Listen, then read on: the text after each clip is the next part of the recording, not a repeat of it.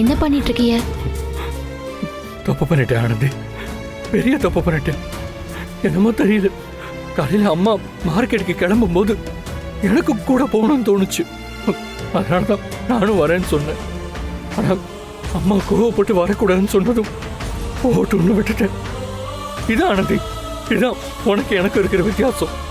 அம்மா திட்டியும் அம்மா கிட்ட நீ பேசியிருக்க, அவங்க பின்னாடியே போயிருக்க.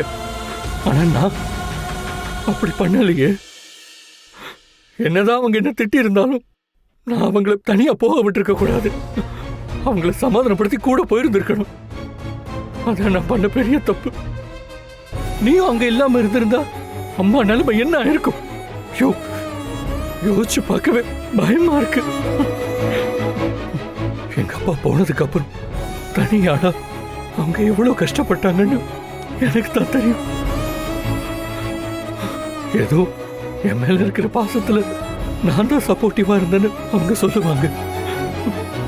ஆனா உண்மை அது இல்லை. அவங்க தனியாளா போராடினாங்க.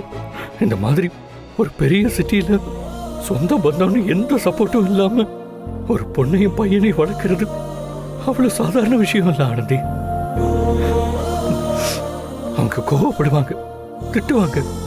ஆனா அடுத்த நிமிஷமே எங்க கிட்ட வந்து கொஞ்சுவாங்க.